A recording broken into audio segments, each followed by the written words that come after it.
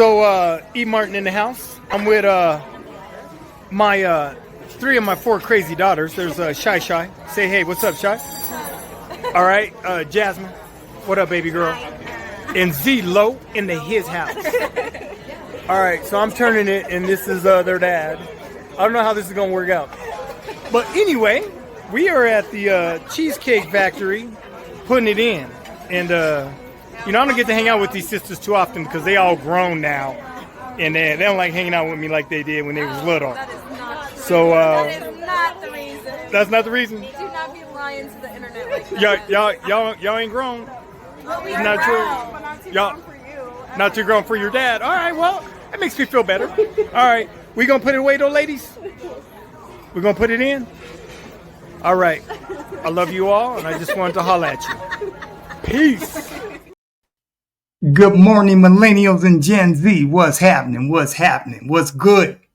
What's good, Millennials and Gen Z? Welcome to another live stream, Sharing My Wisdom podcast with Uncle E. It is Friday morning, the day after Thanksgiving. Pray that everyone made it to and from their family gathering safe. I pray that the families are doing well, and I pray that you're doing well. It's another live stream. This is number 5 this week. I committed to doing a live stream every day this week during the Thanksgiving break because brother had time. So I'm here again, and I welcome you to another live stream, Millennials and Gen Z. So today we are going to be discussing military employment options. Let me repeat that. Military employment options. Now you may be asking yourself, why do you want to talk about military employment options? Well, I'm a United States Marine Corps veteran. I served in the United States Marine Corps 1984 to 1988. And let me tell you, I had plans on doing a career in the United States Marine Corps. But what had happened was, let me tell you what happened. So towards the end of my tour, I was overseas. I was in Asia. And I was getting ready to re-enlist. I had made it. I had been promoted. Was getting ready to get promoted to Corporal E4. And I was already overseas. So I had just gotten back from Indonesia, I believe. Was ready to re-enlist and got orders back to the States. I didn't want to come back to the States. I wanted to stay. I was a paralegal, so my specialty was very difficult and it was rare. So I tried to use my leverage to stay overseas, but because of my rank being an E3, they told me I had to come back to the United States for at least 3 years before they sent me back overseas, and I just didn't want to do it because I was perfectly fine being overseas, and I had planned on, if I had stayed, I was going to do my 20 years overseas and just live outside the borders of the United States for the duration of my career. God had other plans that didn't turn out that way.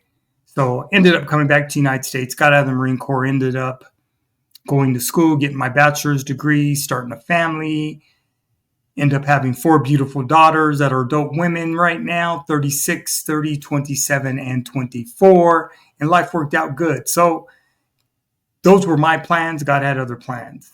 So that's the way it worked out. But the reason that I want to talk about military options is because I went in the Marine Corps when I was 18 years of age, right out of high school, almost a year out of high school. I graduated in 1983, went in the Marine Corps in March of 84, and had a blast. Like I said, I was stationed in 29 Palms, California. I went to paralegal school at Oceanside, California. I went to boot camp at MCRD, San Diego. Oh, California. I was a Hollywood Marine, as they called us back in the day. So, yeah, it was amazing. Had a great time. When I went overseas, I went to about 30 countries in a year. Lost my complete mind being overseas. Hit several continents, Asia, Europe, Australia, Africa. So yeah, I had a blast. Like I said, it was an amazing experience. So the reason I want to talk about the military options is because I'm not here to push it on anyone, but Sharing My Wisdom podcast with Uncle E, I am here to share my wisdom and give you my opinion, okay? So that's what we're going to do.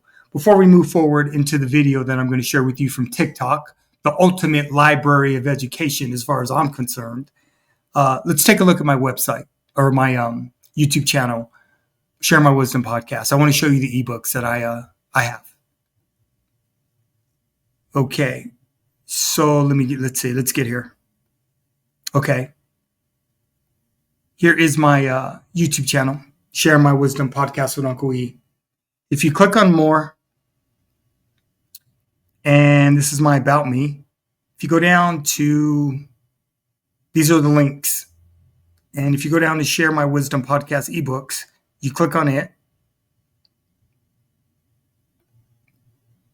Make sure I'm there. Okay, we're there. And these are my ebooks that I sell. I sell my ebooks for $7 a piece. There's 22 of them. Actually, there's 23. The 23rd ebook is Daddy's Girls, a Father's How-To in Building Lifelong Relationships with Our Daughters. I have another YouTube channel called Grow Dad YouTube channel that I work directly with fathers, regardless of their ethnic group, background, and or culture. So that book is, it's a self-published book that I have on Amazon.com. So I decided to make it into an ebook for fathers who may be interested in an ebook instead of buying the paperback copy. Okay, so these are my my ebooks. We can check them out.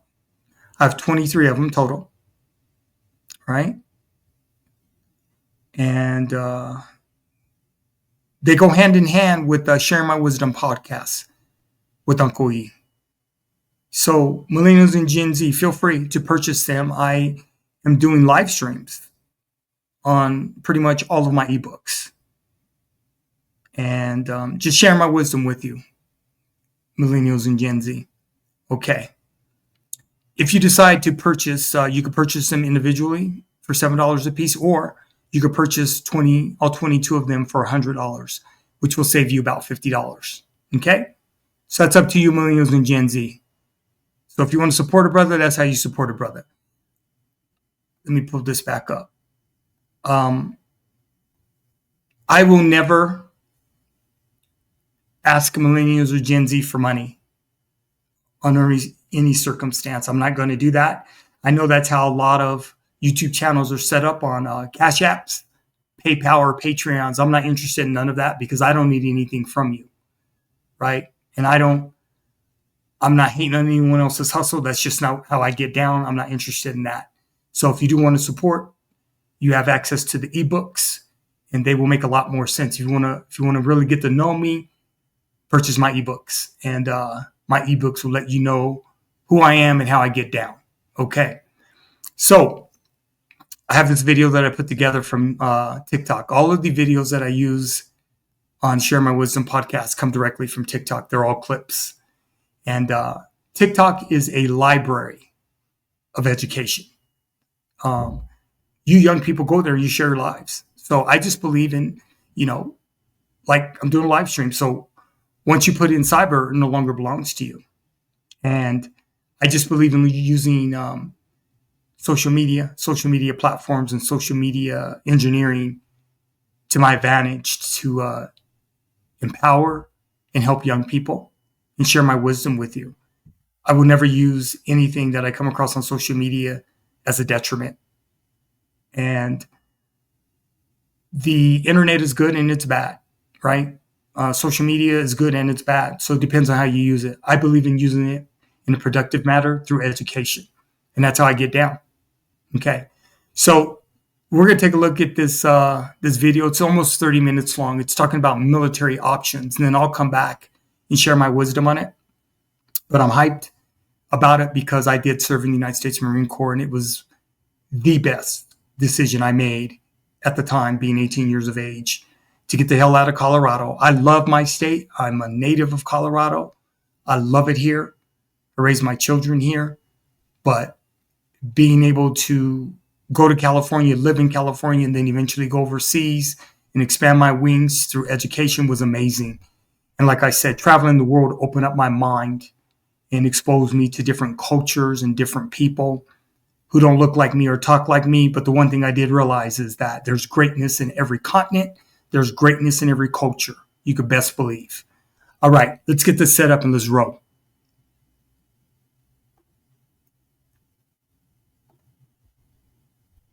Okay.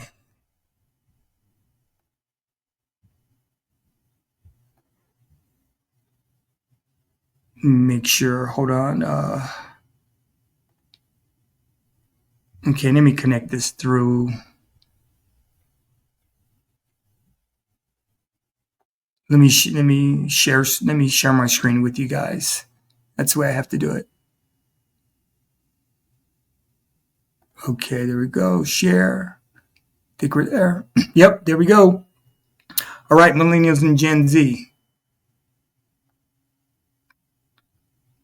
Military options for employment. Military employment options. All right, here we go. Benefits, there's a lot of benefits, but if you just focus on IT specifically, like I feel like there's nothing better than IT when it comes to the military. Certification, any certification you want, you can get. Like some of the most expensive ones are SAN certifications, which cost up to like $8,000 per cert. So the military will cover all of that costs. On top of that, the education benefits, which is unmatched. So you get GI Bill, which you'll get free tuition on top of getting housing paid for, like a stipend for it when you're actually in school as well. So that's one of the other ones you can get. I was in reserves also, so they have the state tuition assistance program that you can get with National Guard for state, as well as just the regular federal tuition assistance. So that's another thing you can use on top of your GI Bill. And then one of the things that I used was the Hazelwood Act, which is in Texas. I don't know if they have something similar in any of the other states, but in Texas, if you join and enlist in the military, you can get exempt from paying tuition at any state school that you go to. So like University of Texas, Austin, University of Houston, you'll get exempt tuition from any of the schools that you choose to go to, on top of getting to keep your GI Bill money and your tuition assistance and just being able to pocket that. So it's a lot of really good benefits, especially when it gets tech. But the number one is experience for sure. You can't beat that. Like the hands-on experience we got in the military carried me throughout my entire career. I didn't even need to have a degree for a long time because the experience that I had superseded that. If you want to do a trade in your life, if you want to be a plumber, electrician, if you want to be HVAC, joining the United States military is the best course of action. I'm going to explain to you why. The number one thing you have to realize is between now and then, you are going to need to get certified. You're going to need to have your life taken care of in terms of being able to live somewhere, have money. You're going to have a job as you're getting these certifications. You're going to be paying for these certifications. And even once you get hired as an apprentice somewhere, you're not going to be making top dollar. So now let me ask you, would it not be more beneficial to take those 3-4 years that you would be living at your parents' house and you would be paying out of pocket for these certifications to have the United States government pay for those certifications for you? See, there's something called the U.S. MAP program that's going to help you get certifications. You can get as many as you want. You can get hundreds of certifications in whatever thing you want to do completely free. On top of that, during that 4 years, you'll be able to get a degree if you wanted to. You'll have the GI Bill, so you can get a degree afterward. Most of the money that people make in trades is when they own their own business. Would it be nice to be able to have resources from the VA, such as the VA small business loan, to be able to actually fund that business? Absolutely. Now, keep this in mind as well. Over the next 4 years, we're talking about credibility. Businesses run on credibility. People will hire you because you are credible. In fact, small businesses have a 43% more likelihood of success if they're veteran owned. And that's just a fact. And so recognize that over the next 4 years, it's about building your credibility so that when you're 22, you have the VA home loan where you can actually live in a house. You have a better chance of getting hired from somebody as an apprentice, moving toward journeyman, because you have that military background, and you're in a position where you have tons of certifications that you didn't pay for. And if you want to get further certifications, things that are a little bit more challenging to get, the GI Bill will pay for those things. So you got to think long term. A lot of times people think short term. Is it possible to be a plumber or an electrician apprentice at 18, 19, 20? Yes, it is. But is it the most beneficial way to do it? Because by the time you're 23, 24, 25 years old, the guy who did 4 years in the military, took advantage of all the programs, he's going to be far surpassing you because he has the same certifications. He doesn't have the debt, and he'll probably get hired a lot quicker than you would. And I'm letting you know that he'll also be a homeowner. He'll also be, living in his own house. He'll also have a degree. He'll also have resources from the VA to be able to, fund his business so he can launch it and have the type of company with a few trucks, things like that. There's a lot of benefit to it. So is the military the best option to be able to do a trade? In my humble opinion, I would go ahead and say absolutely. If you disagree, leave a comment and tell me why. The military is degree-free pathway number one. It's get a job. going into the military is getting a job. You are getting a guaranteed job. The reason that we don't rah sign up for the military is because I come from a military family. My two middle siblings were both in the Army, one enlisted and one as an officer, ROTC. And we have seen up close, and I have seen up close, that just because there are a lot of benefits does not always mean it's worth the cost. There's a couple of jobs in the military that if you get, you're setting yourself up for success. The first job is anything in cyber, really. It would really get your foot in the door. Cyber is a growing field, as we all know. The industry is just exploding. Every single year it gets bigger and bigger. You'll get some real world experience, maybe with no experience coming in, and that's super unlikely in the outside world.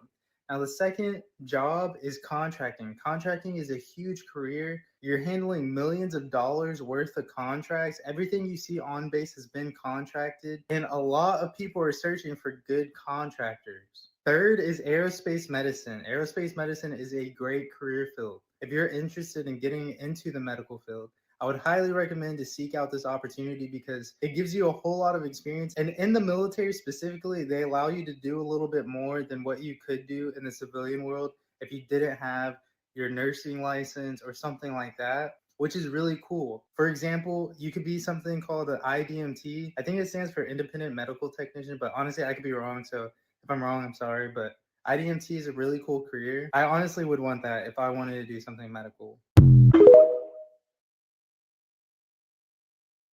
I would personally not recommend doing 20 years in the military, but for certain people, it can be a good option. For most people, it's better not to. Why do I say this? The average member that serves 20 years usually joins at 18 years old. That means if you join at 18, then you're out of the military by 38. But let's compare to a member only doing 3 years. So they join at 18 and they're out by 21 years old. But the other member that's serving 20 years still has 17 more years to go. What can you get out of the military with only doing 3 years? You're able to contribute to your TSP, which is your thrift savings plan. So you get out of the military with money saved up, you get the GI Bill, and you have the potential to receive VA benefits that pays you for the rest of your life. You get out with all of this. You can still go to school, you can work, or you can start a business. Just think about how far you can scale your business in 17 years. I just feel like doing less years in the military compared to doing 20 can be just as beneficial. But this is just my opinion. What do you think?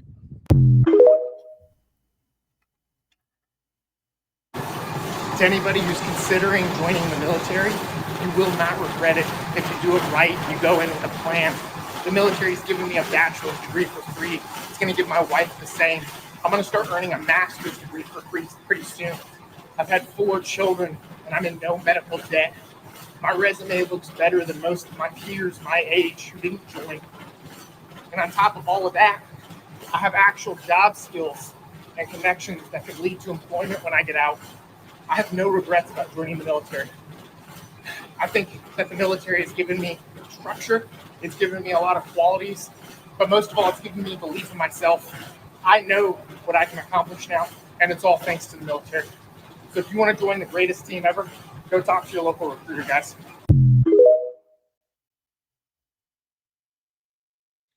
So if you have ever wanted to get in contracting or like contract specialist for the government, there's a program that the Air Force offers. It's called a Copper Cap program.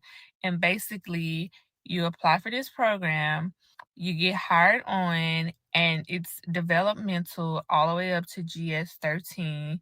You get promoted and you become a contract specialist for the government. On top of that, there are benefits like if you want to go back to school, they will pay for your education. They'll pay for you to get like a master's degree, certifications. And then at the end of the program, you are a full-time contract specialist with the government. And that's an easy way to get on through developmental programs. So check that out. It's called Copper Cap. That's actually a big reason of why I'm enlisting into the military. I've built a life for myself. I own a house, I have a decent job, but at some point you want more. And this is a great way to like reset my life. I'll be able to go in and finish my degree for free. I'll be able to get skills for a new career for free. And I mean, I get all these other benefits. It's kind of a no-brainer. I think you should go talk to your recruiter and see what any of these branches could do for you, potentially to make your life better. But I think it's a great option for somebody that is stuck and does not know what to do and doesn't have the resources in order to be able to progress their life the way that they want to.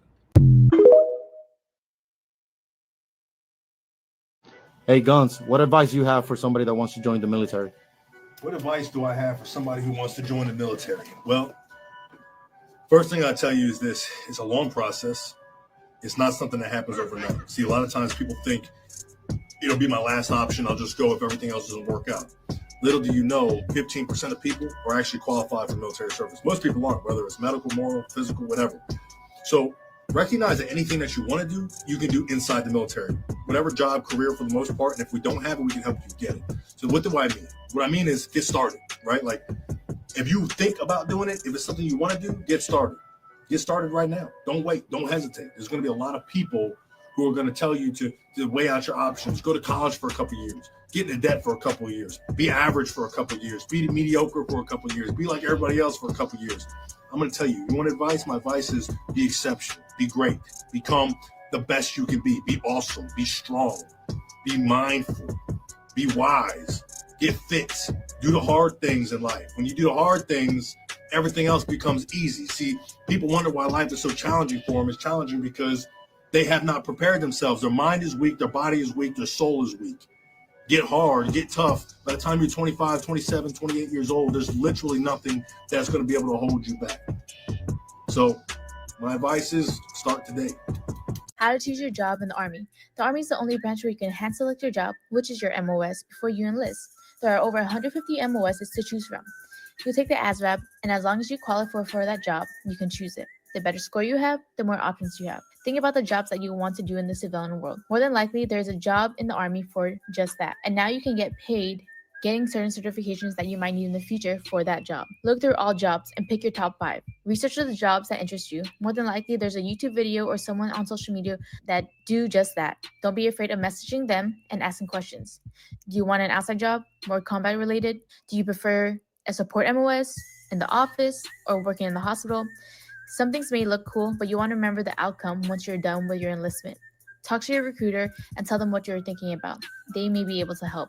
Talk to me if you have any questions. Just because you chose a certain MOS doesn't mean you have to stay with it. Once you're in the Army, you can also reclass to a different MOS. How did you choose the job that you wanted?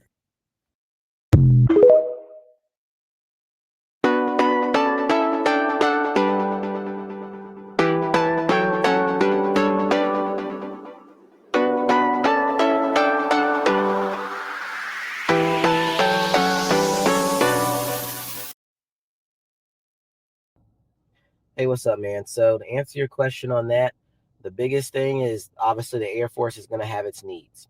When you're able to get with your recruiter, ask them to show them the enhanced job counseling tool.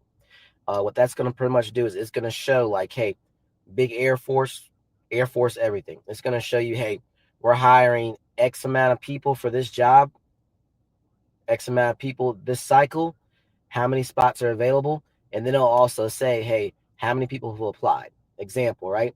A good job would be like aerospace service medical. Let's say the Air Force is going to hire 200 people for that job, right, this year. It'll say 150 have already been selected, but then on top of that, there's 213 people who will put in an application.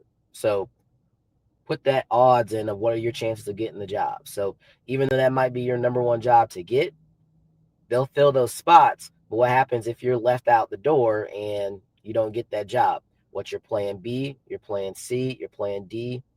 So that's why we always tell you guys, at least I do, I tell people don't necessarily come in job locked, be open to a certain field. So I tell, it's usually the girls too, like, hey, I want to do like nursing and stuff. I can't promise you a nursing job. I can shoot your shot to get you something in the hospital. That's doable. Hey, Sergeant Allen, I want to work on fighter jets. Okay, that's a possibility, but hey, I can at least get you something on the flight line and maybe in a certain field of either avionics or direct, working on the engines or a certain piece of the aircraft. So that's what I'll say for you, man. You have the opportunity to wait. If that's the job that you truly want, yes, you can wait. But that's where it gets down to that give and take. Because I've had two people, been a recruiter going on almost 4 years now. I've had two people who waited, and it got to the point where the seasons changed and they were still here waiting for that one particular job. Note I said the seasons changed, plural. So you have that right to wait, but the question is how long do you want to wait?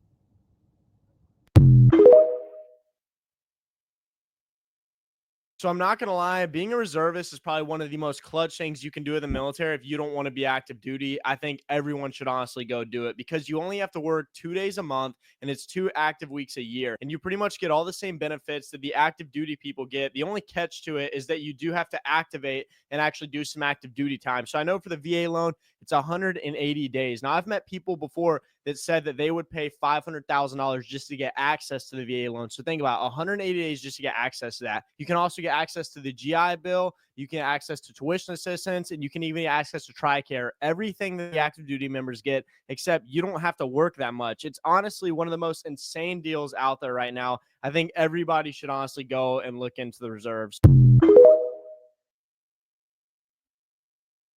Nobody really talks about how it's an advantage to join the military at an older age. Even through the recruitment process, I've had things come up that I was able to overcome just by having life experience. It's a lot harder to get finessed by these recruiters if you know how life works, if you know how the world works. Especially if you know why you're going in and you know exactly what you want, you'll be able to demand that a lot easier and not have to listen to the recruiter tell you that's not possible when 9 times out of 10 it is possible. My recruiter wasn't ready for me to do as much research as I did before I went to talk to him.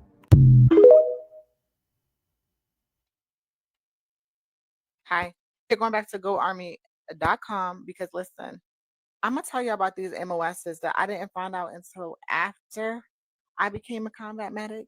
Let me tell you, y'all got to do some research because I would have chose a lot of these different ones. I'm gonna tell y'all the ones I would have chose, but listen, it ain't combat medic specialist. Now I know y'all like she ragging on combat medics. I love being a medic. Okay, everybody want to be a medic, but for what I had in mind, what I was trying to do for my family, for my kids, I would have chose something different, especially if you just join a National Guard or Reserve. Listen, you need something where you can walk into them hospitals and be like, man, I got this certification. Y'all paying what? Yeah, let me get that. And that EMT basic just not, it ain't giving what it needs to have given in the civilian world. Practical nursing, 68 Charlie. When I went in, I said, I want to be a nurse. And they gave me 68 whiskey. No, I did not know that 68 Charlie existed. And I would have 100% done this and went on the nursing path. But this is 52 weeks in AIT. So you're there for a full year. It is 2 parts. It is like a didactic part, which is in classroom, and a part that is like clinicals. That was my number one choice. Number one. Let's look at some other. Now, listen, I always talk about medical because I am medical, and I just see the value in medicine, I guess. I don't know. All right, so let's look at some other medical jobs. So one that is slept on a lot, I did talk about it in the other, is 68 Romeo. Even though it says veterinary food inspector, this is also just a general food inspector as well. It just falls under the veterinary umbrella. But this is only 8 weeks. It's not terrible, but there are so many opportunities for this. Let's see. Mm-mm-mm. So this is lab tech, and lab tech has a bonus right now. This is 68 kilo. This is again 52 weeks. So a lot of the medical jobs, they're either really short or really long. We're right in the middle. We're 16 weeks. But just because it's long, listen, that just means you're getting a solid foundation to take to the civilian world. This is for National Guard and Reserve. But everyone, solid foundation. Listen, like they're not shortchanging you. You're getting the civilian certifications here. This is lab tech. or medical laboratory specialist. Let me stop playing with y'all names because y'all do be in my comments. Now, this one, 68 Foxtrot, physical therapy specialist. I didn't even know that this was a thing. Okay. This is like a hidden gem. 28 weeks of AIT. If one thing that the military always going to have is broken, aching, torn, something. This is where it's at right here. If you like, I ain't with medicine like this, but I want to be medical, PAD. So this is patient administration specialist, 68 Golf. These are when you go to the hospital, the people who like put you in the system. Every hospital got it. You know, you go to the hospital and ER, and you see the lady right there. That is what PAD does. Only 7 weeks AIT. Wow, super short. What else do we got? OR Tech, Operation Room Specialist. Let me tell you, 68 Delta, 21 weeks. You know, when you're in the ER, you know, for us who are being seen in the ER, you're counting back from 100. But the people that's handing the doc the instruments, that's them right there. Military got that. You didn't even know that, huh? Telling you. Do your research. Don't be like me, just go in there talking about I want to be a nurse because you're going to be a 68 whiskey if you go in there with no information. Now, let me tell you, dental specialist, now, I'm not here for the mouth, for teeth, none of that. But dentists don't work on Friday. They get paid well. Like every dental specialist I've seen be smiling. 68 Echo, 8 weeks. That's it. That's it.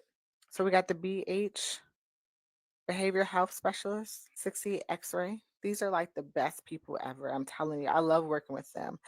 20 weeks AIT, just 20 weeks. And y'all could like go and look at all this stuff yourself. Nutrition care specialist. Who even knew that was a thing? 68 Mike, 7 weeks. So many medical jobs. All right, y'all see combat medic specialist. Y'all know that's what I am. It's 16 weeks. Okay. I'm going to open it up for y'all so y'all don't be talking smack. Say I'm talking smack about 68 whiskeys. So for me, if I could go back 9 years and choose, if I had went in informed, right? Went in with a little bit of information, the jobs that I would have chosen would have been 68 Charlie, practical nursing specialist. That would have been my number one. Outside of that, I would have probably done actually preventative medicine. I would have done this one because everyone has safety. And not just safety, like in medicine, it's like your shots, your immunizations, like we're preventing you from getting sick. It's just 15 weeks. I would have honestly done this. And they have a bonus. Look at that. I would have done medical logistics.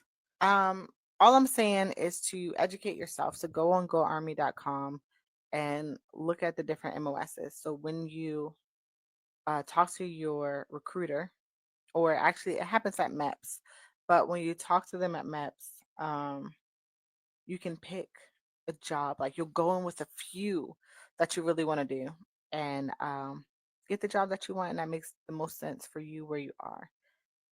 You might have to wait a little bit, and that's fine. And you have to get good scores. You have to study for the ASVAB. Look up free ASVAB study guides and get the studying.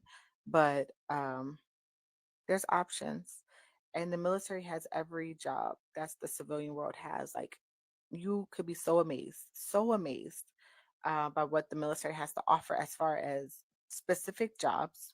So choose something that makes sense for you and that you really want to do. Do some research. I'm just saying.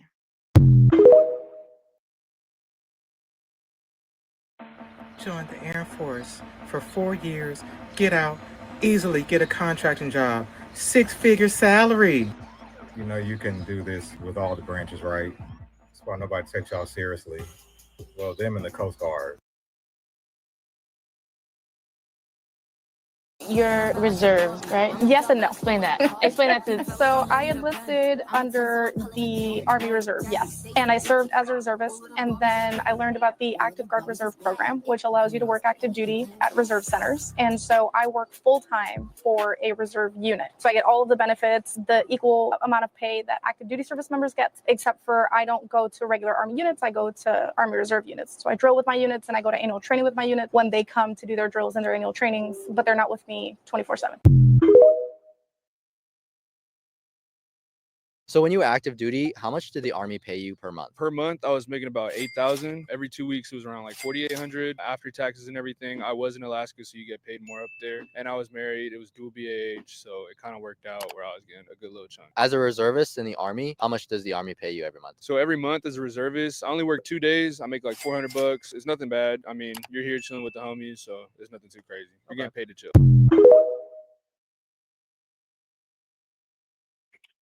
Okay, guys. So my recruiter sent me a list of things I qualified for, and she marked them off. Here we go. Okay. I already went through this list prior to this video, so I'm gonna tell y'all what I picked. Okay. I'm not doing none of these. Okay. First of all, I don't even like dealing with my own toilet, so yeah, that's not happening. I don't want to be in the field, even though I know that's a possibility I will be, but I don't want to be. But yeah. Anyway, carpentry, yeah, no. I feel like this is boring. I want a job where I'm gonna be like having fun, you know. Aviation, no. Shout out to my cousin who did do that though. I definitely didn't know what this was, and I looked it over and I realized something. Anything with OSUT on it, I know not to do. Cable system installer, boring. Military police didn't seem boring, but at the same time, I thought about it. I don't even want to join the police force out here, so yeah, no. Now, this right here, signal intelligence. Voice interpreter, I'm picking that, and I'm gonna tell y'all why I'm picking that in another video, so y'all have to look out for the other video. Religious affairs. Whoo, baby, I'm split on my own religion, so I do not need to be in charge of nobody else's. Dental specialist, I need my own teeth done, so I do not need to be in the mouth for anybody else's. Motor transport operator. Nah, I'm good on that. Ammunition control and accounting specialist. Sounds boring. And as you can see, we got all of these. I didn't go through all of these, but just reading a lot of this, I was just like, yeah, a lot of this just sounds boring. Except for this. Now, I will do culinary because I like to cook. Currently, right now, I don't want to cook, but I like to cook. So I will do culinary. That's, yeah, I could get into that because cooking is fun. You see what I'm saying? But everything else is just boring, pretty much. And I know we all get paid the same, but I want something that's going to challenge me, that's going to be fun. And honestly, I've been wanting to learn some languages, you know, like Korean, Japanese, Chinese, all that. So this right here is this is what I choose. Okay. Voice interpreter. Yep.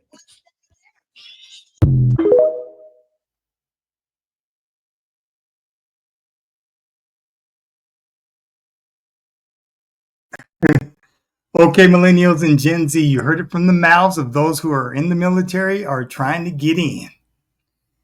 That last young lady is funny. She wants something fun. Well, you may not want to go to military if you want something fun.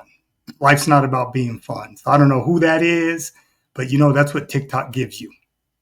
Yeah, humans are interesting. Okay, hey, I'm gonna share something with you, millennials and Gen Z. We're gonna look at the ages, okay, of what ages you can go into the military. Each branch of service is different. Let me pull that up for you.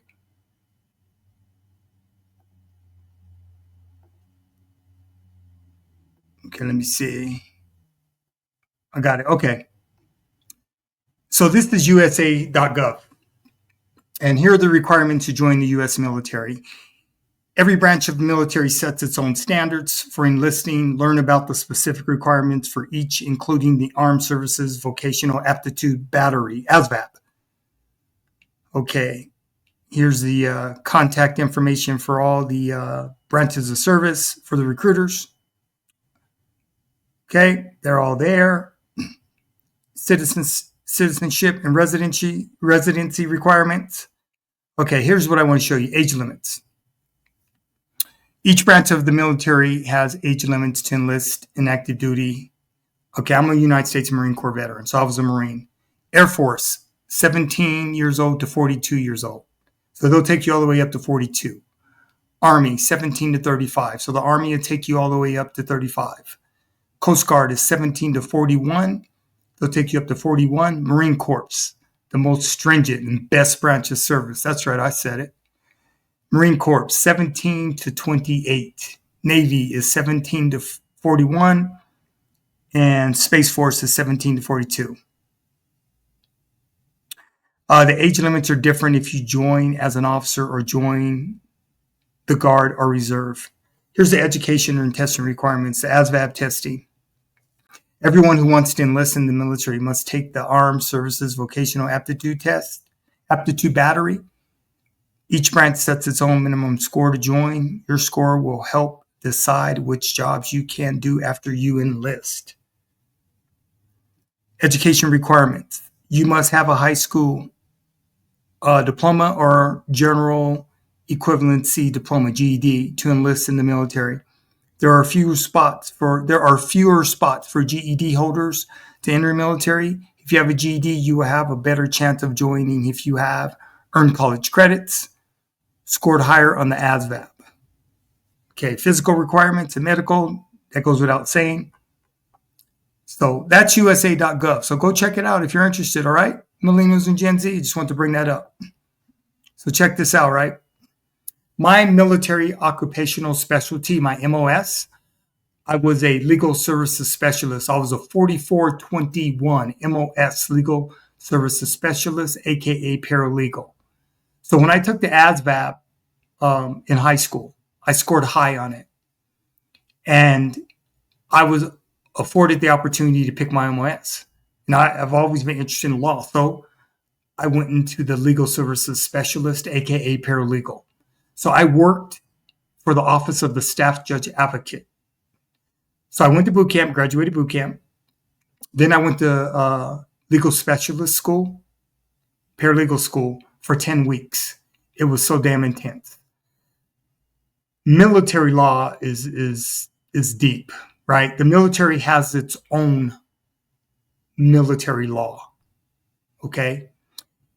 It's called the UCMJ, Uniform Code of Military Justice, the UCMJ. So I worked on the prosecution side, I worked on the defense side, and I also worked in the legal services office. So when I got out of the Marine Corps, I was already certified as a paralegal. So I didn't have to go through the ABA, American Bar Association. I didn't have to go to get a paralegal certificate. I didn't have to go get a 2-year paralegal degree. No, I was already certified, right? The paralegal school was intense, 10 weeks of intensity, 40 to 50 hours a week, depending, for 10 weeks straight. Then I was certified after graduating from paralegal school. So yeah, I've been a certified paralegal since 1984, and I've used it. Trust me, and I could still use it today. It's not an issue. It's not a problem. I'm a legal researcher. I love to legal research. So, you know, what I will say is this, sharing my wisdom with you. Everything in life is a trade-off. Everything in life is a trade-off. Nothing's free. Nothing's given. So if you're 28, 29, 30, and you don't feel you've accomplished much in your life, you got to look at the trade-off, right? If you went in the military at 30 years of age, you do 20 years, you're 50. Once you retire from the military after 20 years, you have a full pension. People look at the military and look down on the military. First of all, you're serving your country, which takes guts and takes bravery to do. It's one of the most selfless things you can do is serve your country, protect the Constitution of the United States of America against all foreign and domestic enemies. It's an honor to serve your country. It really, really is. But it is one of the most selfless things you could ever do, right? And like I said, if you go in at 35, you'll be 55 after 20 years. So you got to look at the trade-off, right? And every certification that you get in the military is free. Every certification. They'll pay for your bachelor's degree. They'll pay for your master's. They'll pay for your doctorate degree. But the trade-off is you got to serve the time. So I don't talk anyone out of the military. I'm a United States Marine Corps veteran. I'm a Marine. So I'm with it. And when I talk to young people, I explain the other side of it. I don't tell them it's going to be easy. But if you commit and you do 20 years, you're a lot better off than what you would being as a civilian. I'm just saying, everything in life is a trade-off. Millennials and Gen Z. So, all right, great live stream. There you have it. Military employment options. Millennials and Gen Z. I hope you enjoyed this live stream. I enjoyed putting it together, right? Because I'm a Marine. Once a Marine, always a Marine. So happy about it. Glad that I was able to put this together for you. And feel free to leave your comments. Subscribe, like, share. This is a brand new YouTube channel, Share My Wisdom, podcast with Uncle E. I started it this month, October of 2024. This is my 15th live stream. So 15 live streams in 1 month, not bad, right? I'm doing the damn thing. All right, Millennials and Gen Z. I'm out until next week, right? I'll holla at you. Thank you for participating. Thank you for being available. You're always welcome here, Millennials and Gen Z. I'm F.B. Martin. I'm 59 years of age and a girl dad of 4 adult amazing daughters. I'll holla at you next week. I'm out. Peace.